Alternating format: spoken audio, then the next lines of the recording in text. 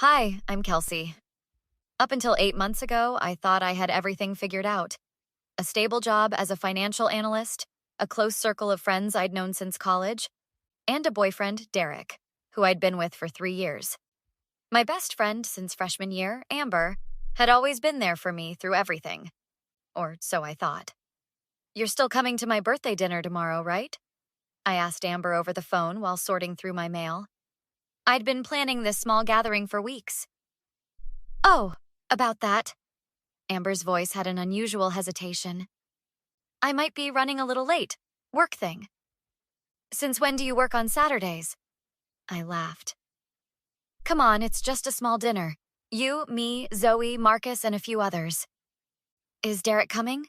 She asked quickly. No, why would he? We broke up 4 months ago. I frowned at her question. Derek and I had ended things amicably. At least that's what I believed at the time. Right, sorry, brain slip. Amber laughed nervously. Of course I'll be there. I wouldn't miss it. But she did miss it, and the coffee date after that, and the movie night the following week. Something was off, but I couldn't figure out what. It was Marcus who finally broke the news, cornering me after work with concern etched on his face. Kelsey, we need to talk, he said, his normally jovial expression deadly serious. What's wrong? You look like someone died. I tried to joke. It's about Amber and Derek. His eyes wouldn't meet mine. What about them? I felt a chill run through me. Marcus led me to a nearby cafe, ordered us both coffee, and sat down across from me. They got married last weekend. In Vegas. I nearly choked on my drink. That's not funny, Marcus. I wish I was joking. He pulled out his phone and showed me the Instagram post.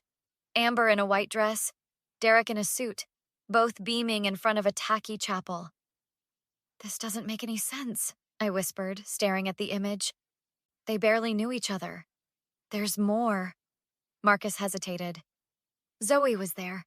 She said Derek has been telling everyone that your family trust fund is actually his money, that you were just the placeholder until he could access it through marriage, and now he found a better option with Amber. The coffee turned bitter in my mouth. My trust fund? The one my grandparents left me? That's completely ridiculous. Derek has no claim to that money. I know that, Marcus said, reaching for my hand. But apparently Amber doesn't. Zoe said she overheard them talking about buying a house with their money next month when the funds transfer over. There is no transfer. That money is in a completely separate account that only I have access to. My voice rose, causing nearby patrons to glance our way. Derek's been planning this for months, according to Zoe. Marcus continued. Ever since you mentioned the trust fund matured on your 30th birthday? My 30th birthday? Next month. So he dumped me, then convinced my best friend to marry him based on a lie about my money? I tried to process this betrayal. And Amber believed him? Zoe tried to say something, but Amber shut her down. Said you were just jealous and would try to sabotage their happiness. I sat back, my mind racing through conversations from the past year. Derek's sudden interest in my financial planning. Amber's strange questions about my family's estate. The pieces were falling into place. They think they're going to take my inheritance. My shock was transforming into something else, something harder. What are you going to do? Marcus asked. I took a deep breath, my analyst brain already forming connections. First, I'm going to make some calls. Then, I'm going to find out exactly what they've been telling people. The following morning, I called my financial advisor, Catherine, who'd been managing my family's assets since before I was born. Kelsey, perfect timing. I was about to call you about the trust fund paperwork for next month, Catherine said cheerfully. That's actually why I'm calling, I replied. Has anyone contacted you about my account? Specifically, my ex-boyfriend, Derek? There was a pause on the line. Well, yes, actually. A man claiming to be your fiancé called last month asking about transfer procedures. I told him all requests had to come from you directly. Did he mention anything specific? My heart was pounding. He seemed very interested in whether the money could be transferred to a joint account. Catherine's voice grew concerned. Kelsey, what's going on? I need you to document those calls and lock down my accounts. Derek is not my fiancé. We broke up months ago, and he just married my former best friend, apparently with plans to somehow access my trust fund. That's disturbing, Catherine said. I'll flag your accounts immediately. But Kelsey, he would never be able to access them without your signature and ID verification. Thank you. And could you send me records of any communications he's had with your office? After hanging up, I called Zoe and asked her to meet me for lunch. I needed more details about what she'd witnessed. I should have called you immediately, Zoe said, her face flushed with guilt as we sat down at a bistro near my office. But everything happened so fast, and Amber made it sound like you knew they were dating. How long has this been going on? I asked, keeping my voice steady. From what I gathered, about 2 months after you two broke up, Derek told everyone that you were keeping his money hostage through some family trust arrangement. And people believed that? I couldn't keep the incredulity from my voice. Not everyone, Zoe insisted. But Amber, she seemed completely convinced. She kept saying how Derek finally found someone who appreciates his worth, and how you were controlling the relationship through financial manipulation. That's complete fiction, I said. The trust fund is from my grandparents. Derek has no connection to it whatsoever. I tried telling her that, Zoe said, pushing her salad around. But she accused me of taking your side, said I was jealous of their instant connection. Did they say anything specific about their plans? Derek kept talking about a house they were buying, said the funds would clear next month, right around your birthday. He even had a realtor meeting them tomorrow at some property in Oak Ridge Heights. Just then, my phone buzzed with a text from Marcus. Ran into Taylor. She's defending AANDD hardcore. Says you're spreading lies about them. I showed the message to Zoe. Looks like I need to talk to Taylor next. Taylor had been in our friend group since college, but had always been closer to Amber. Our meeting at a downtown coffee shop the next day didn't go well. You're just bitter that Derek moved on so quickly, Taylor snapped when I explained the situation. This isn't about romance, Taylor. It's about fraud, I said firmly. Derek is lying about having access to my family's money. That's not what he said. Taylor crossed her arms. He said you two had a financial arrangement, and you're trying to back out now that you're not together. Did he show any proof of this alleged arrangement? I asked. Taylor hesitated. Well, no, but why would he lie about something like that? To trick my supposedly best friend into a hasty marriage so he could try to steal my inheritance, I replied. You've always been jealous of Amber, Taylor accused. She's happy for once, and you can't stand it. This isn't about happiness, it's about deception, I insisted. And I'm going to prove it. After Taylor stormed off, Marcus joined me at the table. How'd it go? He asked.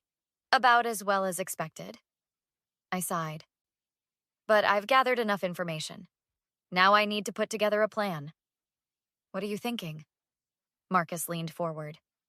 I think it's time for a surprise housewarming visit, I said, a determined smile forming on my lips. The next day, Marcus drove me to Oak Ridge Heights, where, according to Zoe's information, Derek and Amber were meeting their realtor. We spotted Derek's distinctive blue sedan in the driveway of a sprawling colonial home. You sure about this? Marcus asked as we parked across the street. Absolutely, I said, smoothing my blazer. Time to end this charade. We approached as Derek, Amber, and a woman with a realtor's badge were exiting the house. Kelsey? Amber's face went pale when she saw me. What are you doing here? Just wanted to congratulate the newlyweds, I said with a smile that didn't reach my eyes. And clarify a few financial details about your home purchase? Derek stepped forward, placing himself slightly in front of Amber. This is a private meeting. You need to leave. The realtor looked between us, confusion evident. Is there a problem? Actually, there is, I said, maintaining my composure. I understand you're selling to these two based on funds they claim will be available next month? That's confidential information, the realtor began. The funds they're referring to are from my family trust, I continued, which Derek has been falsely claiming access to. She's lying, Derek snapped. The arrangement was clear. What arrangement? I challenged. Please explain it to all of us right now. Amber stepped forward, her face flushed with anger. Stop trying to ruin this for us, Kelsey. You had your chance with Derek. This isn't about Derek, I said firmly. It's about the lies he's told you. There is no arrangement. The trust fund is mine alone, set up by my grandparents before I was born. That's not what Derek explained, Amber insisted, but I caught the flicker of doubt in her eyes. Did he show you any documentation? I asked. Any proof whatsoever? He doesn't need to prove anything to you, Amber said, but her voice wavered. I turned to the realtor. Ma'am, I strongly advise you to verify their financing, because I can assure you there will be no transfer of funds from any account with my name on it. This is harassment, Derek growled, stepping closer to me.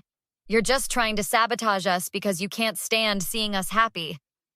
Actually, I have documentation, I replied calmly, pulling out my phone. I've forwarded emails from my financial advisor noting your unauthorized attempts to access my accounts. I've also brought a copy of my trust agreement, which clearly states the funds are non-transferable except by me personally. The realtor looked alarmed. Perhaps we should reschedule until the financing is clarified. There's nothing to clarify, Derek shouted, his face reddening. Kelsey is manipulating the situation. Am I? I asked, turning to Amber. Did you know Derek called my financial advisor claiming to be my fiancé, while you two were already dating? Amber's expression faltered. What? No, that's not...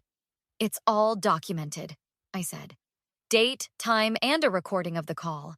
You're ruining everything! Derek suddenly lunged toward me, grabbing my arm roughly. You'll regret this! Marcus immediately stepped between us. Take your hands off her, now! Or what? Derek snarled, shoving Marcus backward. Or I call the police and add assault to the fraud charges I'm already filing, I said calmly, even as my heart raced. Fraud charges? Amber whispered, looking between us. You think I wouldn't protect myself? I asked her. You think I'd let him steal what my grandparents left me? The grandparents who welcomed you into their home every holiday when your own family was too dysfunctional to deal with? Amber's eyes filled with tears. He said it was your joint money, that you were being vindictive. And you believed him without ever asking me? The hurt in my voice was real. 7 years of friendship, and you couldn't make a single phone call? Don't listen to her, Derek hissed at Amber. She's trying to turn you against me. I don't need to turn anyone, I replied. The truth speaks for itself. Derek's face contorted with rage. You think you're so clever? You think this ends here? He stepped forward again, fists clenched. I'll make your life hell. The realtor pulled out her phone. I'm calling security. Good idea, I said, not breaking eye contact with Derek. And have them call the police, too. I believe threatening someone is still illegal in this state. 3 weeks later, I sat in my attorney's office reviewing the restraining order paperwork. After Derek's outburst at the property showing, things had escalated quickly. The fraud investigation is proceeding well, said Lisa, my attorney. The bank has provided records of Derek attempting to open accounts in both his and your name. What about Amber? I asked. No evidence she was knowingly involved in the fraud attempt, Lisa explained. Her testimony could actually help our case. The door opened and Amber slipped in, looking pale and drawn. Thank you for coming, Lisa said professionally. Amber nodded, unable to meet my eyes. I'll tell you whatever you need to know. When did Derek first mention Kelsey's trust fund to you? Lisa began. About 2 months after they broke up, Amber replied quietly. He said their relationship ended because Kelsey was controlling their joint finances. Did he provide any evidence of this arrangement? Amber shook her head. He said Kelsey's family had all the paperwork.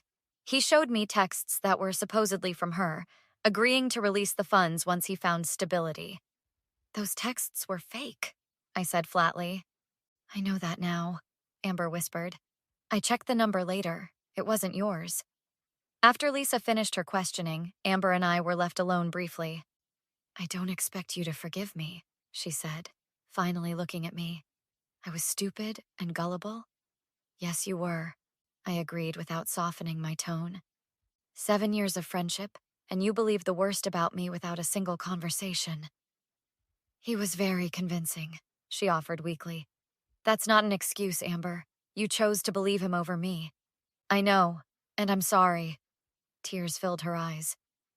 Is there any way we could eventually— No, I cut her off firmly. There isn't. Trust isn't just broken between us. It's gone. Completely. I understand, she whispered. 2 days later, Lisa informed me that Derek had been arrested for fraud, not just against me, but apparently 2 former girlfriends as well. A pattern had emerged of him targeting women with financial assets. Marcus and Zoe joined me for dinner that evening to celebrate. To justice, Marcus said, raising his glass. And to loyal friends, I added, clinking my glass against theirs.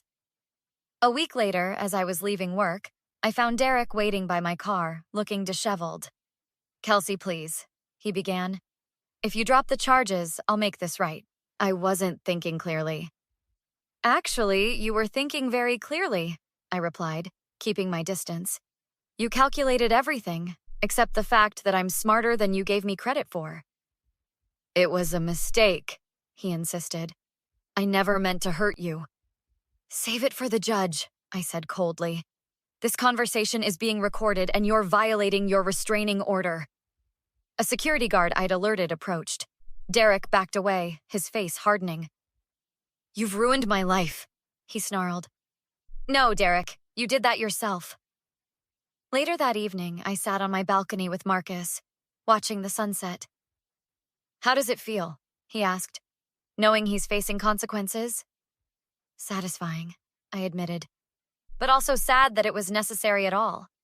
Do you regret exposing them? I thought about it, remembering the pain of the betrayal, but also the strength I'd discovered. Not for a second, I said firmly. Some people mistake kindness for weakness. I needed to show them, and myself, that I'm nobody's victim. The trust fund gets released next week on my birthday. I'm thinking about using some of it to start my own financial advisory firm. Helping others protect their assets? Marcus smiled. Exactly, I nodded. What do you think? I think Derek and Amber severely underestimated who they were dealing with. I smiled as I looked out at the horizon. They certainly did. What would you have done in my situation? Would you have confronted them differently?